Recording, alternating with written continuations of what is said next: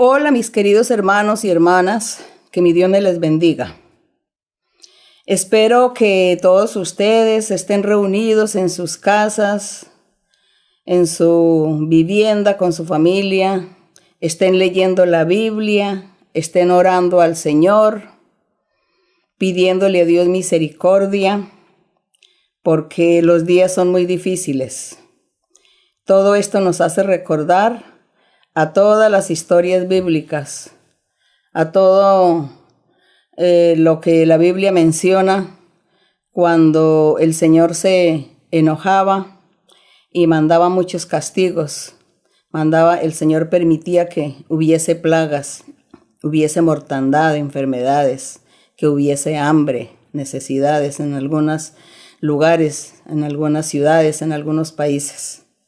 Todo eso nosotros lo leemos en la Biblia y a veces se nos pasa por alto y no sentimos nada. Leemos como una historia, pensando que eso ya pasó y que eso no volverá a suceder. Pero lo que estamos viviendo ahora nos hace recordar esos pasajes bíblicos donde vemos a ese Dios enérgico, un Dios de amor, pero también enérgico, que está enojado y cansado el Señor también por tanto pecado, por tanta maldad en el mundo. Nosotros aquí vamos a seguir orando, a seguir leyendo la Biblia y confiando en nuestro Dios. No olvidemos que hay un salmo que dice que los que confían en Dios son como el monte de Sión, como un monte que no se mueve, sino que permanece para siempre. Así debemos nosotros confiar en nuestro Dios, pero también orar y clamarle al Señor, porque es mucha la gente que va a sufrir, la gente que sufre, que están sufriendo ya las necesidades, los niños, los ancianos, todas las personas que están sufriendo ya necesidades económicas, que no tienen que comer, porque hay mucha gente que vive al día a día. Entonces nosotros vamos a clamarle a nuestro Dios, que tenga misericordia el Señor y que acorte todos estos días de castigo, podemos decirlo así, de pruebas difíciles. Bueno, y hoy pues vamos a estar haciendo una meditación aquí en San Juan, en el Evangelio de San Juan, en el capítulo 4, cuando el Señor Jesucristo se encontró con la mujer samaritana. Vamos a estar leyendo y meditando para alegrar nuestro corazón, para oír las promesas que el Señor le hizo a la samaritana, y nos alegramos un poquito porque de esta manera pues confiamos que el Señor, así como le habló a ella, nos habla a nosotros, así como a ella la consoló y le hizo promesas hermosas, pues a nosotros también el Señor nos consuela y nos hace promesas hermosas. Así que vamos a comenzar nuestra lectura, que dice: cuando pues el Señor entendió que los fariseos habían oído decir, Jesús hace y bautiza más discípulos que Juan, aunque Jesús no bautizaba sino sus discípulos, salió de Judea y se fue otra vez a Galilea, y le era necesario pasar por Samaria. Vino pues a una ciudad de Samaria llamada Sicar, junto a la heredad que Jacob dio a su hijo José. Estaba allí el pozo de Jacob. Allí ese pozo era donde la gente sacaba agua para comer y también para darle a los animales. Y dice, entonces Jesús, cansado del camino, se sentó así junto al pozo. Era como la hora sexta. La hora sexta es las 12 del día. Vino una mujer de Samaria a sacar agua, y Jesús le dijo, dame de beber.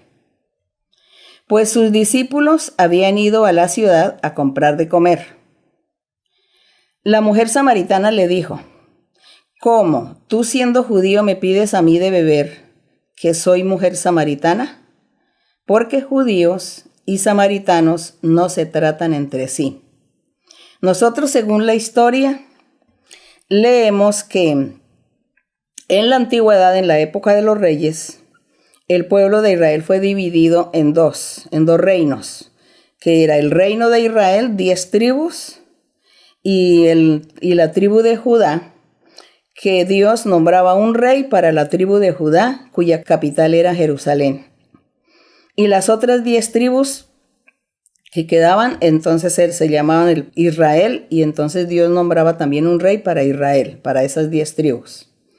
Y desde ese entonces comenzó la guerra entre estas tribus, es decir, entre los israelitas y los judíos, los de la tribu de Judá. Comenzó una guerra entre ellos, de tal manera que ellos se dividieron, o Dios más bien esparció al pueblo de Israel, como que el Señor lo desechó, y el Señor tuvo en preferencia a la tribu de Judá, cuya capital era Jerusalén.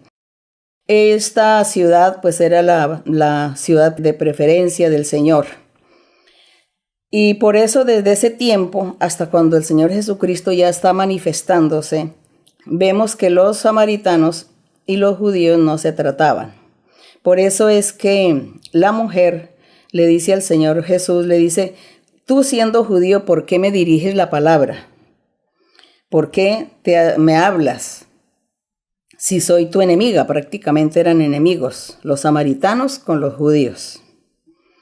Pero Jesús en el verso 10, como el buen pastor que quería recoger sus ovejas, le dijo: si conocieras el don de Dios y quién es el que te dice dame de beber, tú le pedirías y él te daría agua viva.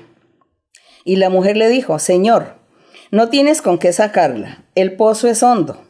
¿De dónde pues tienes el agua viva? ¿Acaso eres tú mayor que nuestro padre Jacob, que nos dio este pozo, del cual bebieron él, sus hijos y sus ganados? Respondió Jesús: cualquiera que bebiere de esta agua volverá a tener sed. Mas el que bebiere del agua que yo le daré no tendrá sed jamás, sino que el agua que yo le daré será en él, en esta persona, hombre o mujer, una fuente de agua que salte para vida eterna. Gloria al Señor. Esa es la promesa hermosa que el Señor le hace a esta mujer y le dice que él tenía agua de vida eterna. Estaba refiriéndose el Señor a ese evangelio, a esas buenas nuevas, a él mismo, su palabra, porque el Señor era el Salvador, el precursor de la salvación. Él era el camino, el único camino, la única verdad que Dios estaba poniendo en el mundo para que la gente fuese salva. Y por eso el Señor decía: yo soy el agua de vida. Y el que de mí beba, pues dice que será una fuente de vida eterna y tendrá esa salvación. El Señor le estaba diciendo esto a esta mujer. Ella, sin embargo, todavía no estaba entendiendo de quién se trataba o cuál era ese personaje que estaba frente a ella. En el verso 15 la mujer le dice: Señor, dame esa agua para que yo no tenga sed, ni venga aquí a sacarla. Ella todo lo estaba tomando o interpretando literalmente. Pero el Señor le dice en el 16: ve, llama a tu marido y ven acá. La mujer le respondió y le dice: no tengo marido. Y Jesús le dijo: bien has dicho, no tengo marido, porque 5 maridos has tenido, y el que ahora tienes no es tu marido. Esto has dicho con verdad. El Señor, a propósito, hizo esta pregunta. Le dijo a ella que trajera a su marido, porque el Señor sabía que esta mujer pues no tenía un marido propio, porque ella pues se veía que era una mujer como una ramera, como una prostituta que andaba con uno y con otro. Y por eso el Señor le hizo esta pregunta, le exigió, le dice: trae a tu marido para darte el agua que yo te voy a dar para que no tengas más sed. De esta manera el Señor, usando estos argumentos tan hermosos para salvar un alma, para salvar a esta mujer, y no solamente salvarla a ella, a su familia, y también a todos aquellos a quienes ella evangelizó a partir de ese día. Entonces sucedió aquí en el verso 19 que le dijo la mujer: Señor, me parece que tú eres profeta. Claro, ella le dice: tú eres profeta, porque se dio cuenta que el Señor le había dicho: 5 maridos has tenido, el que ahora tiene no es tu marido. Entonces ella, cuando descubre que él es un profeta, ella le dice: nuestros padres adoraron en este monte, es decir, ahí en Jerusalén. y vosotros decís que es en Jerusalén. En este monte estaba hablando la samaritana, era de allá de Samaria, porque recordemos en la historia que hubo un rey que construyó un templo, le construyó un templo al pueblo de Israel en Samaria, para que ellos no tuvieran que viajar hasta Judea, hasta Jerusalén, a adorar a Dios. Entonces él le construyó ese templo y ellos desde ese entonces nunca más volvieron a Jerusalén a adorar, sino que adoraban en el templo allá mismo en Samaria. Entonces por eso las que la samaritana le dice al Señor, le dice: nuestros padres adoraron en este monte. Y vosotros, los judíos o los de Jerusalén, los habitantes de Jerusalén, dicen que en Jerusalén es el lugar donde se debe adorar. Entonces el Señor le dijo: mujer, créeme que la hora viene cuando ni en este monte ni en Jerusalén adoraréis al Padre. Qué hermosa promesa el Señor estaba diciendo, porque le dijo que llegaría la hora, llegaría el día, que ni en este monte allá en Samaria, ni en Jerusalén se adoraría a Dios. ¿Por qué? En el 22 dice: vosotros adoráis lo que no sabéis. Nosotros adoramos lo que sabemos, le decía el Señor, porque la salvación viene de los judíos. Sí, realmente que venía de los judíos la salvación, porque el Señor Jesucristo era judío, venía del linaje de David. Y el Señor sigue enseñándole a la mujer y le dice en el verso 23, le dice: mas la hora viene, y ahora es cuando los verdaderos adoradores adorarán al Padre en espíritu y en verdad, porque también el Padre tales adoradores busca que le adoren. Es verdad, porque después de todo, la humanidad, la gente que se ha extraviado de los caminos del Señor, no se han dado cuenta o no comprendieron que Dios es espíritu y que a Dios se le adora en espíritu y en verdad. Cuando nosotros decimos, vamos a leer la Biblia y vamos a orar al Señor, nosotros cerramos nuestros ojos, quizá nos arrodillamos y levantamos nuestras manos en alto y le oramos a nuestro Padre, a nuestro Dios, en espíritu y en verdad, porque así es como Él nos enseñó en su palabra. Pero hoy en día existe la idolatría. Tergiversaron la palabra del Señor, porque después que inició la iglesia del Señor, su iglesia primitiva con los apóstoles, duraron algunos años, un siglo o 2 siglos quizá, que la iglesia funcionó perfectamente. El Espíritu Santo se movía en medio de todos los creyentes. Dios, el Señor, derramaba los dones espirituales, hacía milagros y señales entre toda su gente, sus creyentes, los seguidores del Evangelio puro. Pero después comenzó la gente a apartarse de Dios y comienzan nuevamente a pecar y a ser idólatras. Entonces convirtieron en ídolos, en imágenes, en pinturas, convirtieron la figura de Dios, haciendo que Dios es una estatua, que Dios es de madera, de piedra, de yeso.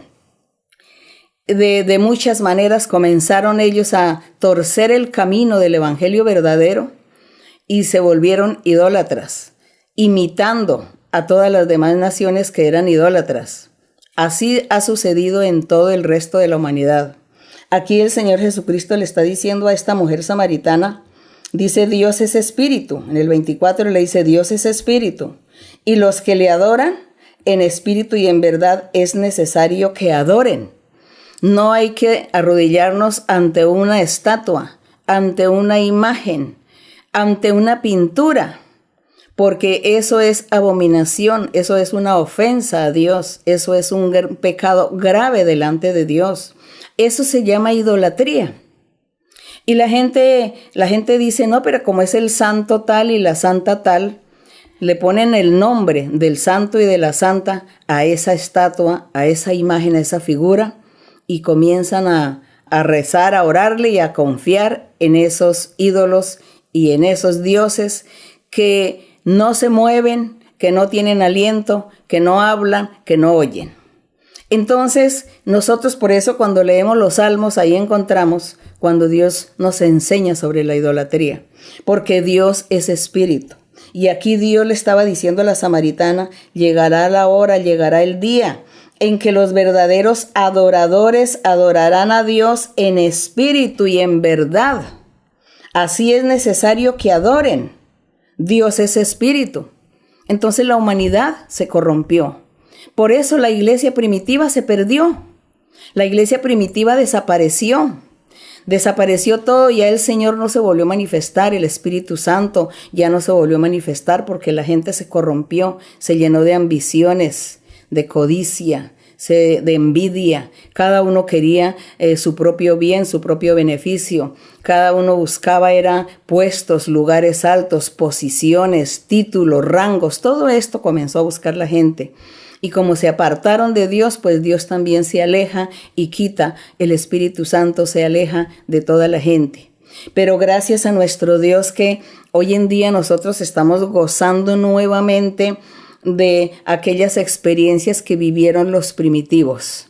Porque hoy estamos gozando de la presencia del Espíritu Santo, estamos gozando de un Dios vivo, un Dios verdadero, un Dios al que se adora en espíritu y en verdad, y nosotros lo estamos adorando en espíritu y en verdad. Por eso debemos sentirnos orgullosos si tenemos a ese Dios y estamos confiando en Él y confiamos que Él nos va a guardar y nos va a proteger de todos estos días malos. Pero sí nosotros tenemos que orar y pedirle al Señor por la gente que sufre, por todos los que están sufriendo, por los que no conocen al Señor y están sufriendo. Oremos y pidámosle a Dios por ellos. Aquí en el verso 25 la samaritana le dice al Señor, le dice, sé que ha de venir el Mesías, llamado el Cristo. Cuando Él venga nos va a declarar todas las cosas. Y el Señor le responde, yo soy el que habla contigo. Entonces aquella mujer estaba en la ignorancia, estaba esperando a un Salvador, a un Mesías, y el Señor estaba ahí con ella. Pero gracias a nuestro Dios, gracias al Señor Jesucristo, que Él en su manifestación nos dejó el Espíritu Santo. Él bendijo a esta mujer samaritana, la salvó, y asimismo también el Señor habló con sus discípulos y con sus seguidores en aquel entonces, que Él estaría dejando el Espíritu Santo para que estuviera con nosotros, con los que aman a Dios, con los que adoran a Dios en espíritu y en verdad, y que el Espíritu Santo estaría con todos para siempre. Por eso nosotros creemos en esta palabra viva, creemos en la Biblia, leemos la Biblia y no hay otro libro. Creemos en un Dios en espíritu y en verdad. No hay otro. Así que la invitación para creer en un Dios en espíritu y en verdad, cerrar nuestros ojos y orar y clamar a ese Señor, al Señor, a ese Rey, a ese Creador de los cielos y la tierra, al Creador del universo. Así que la honra y la gloria sea para nuestro Dios. Vamos todos a estar haciendo una oración a nuestro Padre. Bendito Dios, Padre de nuestro Señor Jesucristo. Gracias, mi Señor, por esta tu palabra. Gracias, Señor, por tu misericordia, por tu amor, por los beneficios, por las bendiciones que tú nos has dado desde el día que te conocimos como ese Dios verdadero, ese Dios en espíritu y en verdad. Gracias, mi Señor. Padre mío, mira, Señor, la situación que estamos viviendo, Señor, a nivel mundial. Te pido, mi Señor, te pedimos, mi Señor, porque mis hermanos y mis hermanas están orando conmigo también. Te pedimos, Señor, que tú extiendas tu mano poderosa, que tú cortes todas estas plagas, quita todas estas pestes, reprende estos espíritus inmundos, estos virus, échalos fuera, repréndelos, Señor, porque tú eres poder, tu misericordia es para siempre. Confiamos en ti, mi Señor, en tu misericordia y tu amor. Gracias, Padre, en el nombre glorioso de Cristo Jesús, tu Hijo amado. Gloria a tu nombre, gloria al Señor. Cantemos al Señor ese coro hermoso que dice, yo amo a Cristo, el 148. Vamos a cantarle a nuestro Dios. Ustedes canten también.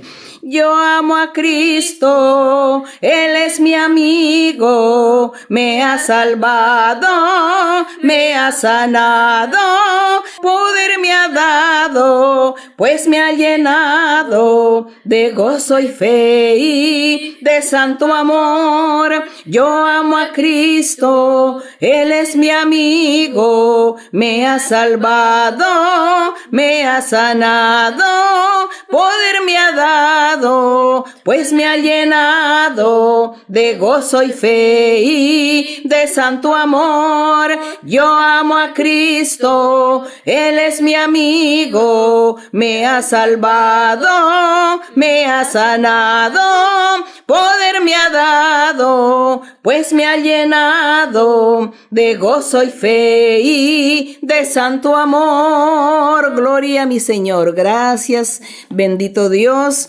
porque sabemos que tú nos vas a escuchar, que tú estás con nosotros y seguiremos confiando y esperando en ti, en tu amor. Gracias, Padre, en el nombre de Cristo Jesús. Amén. Gloria al Señor.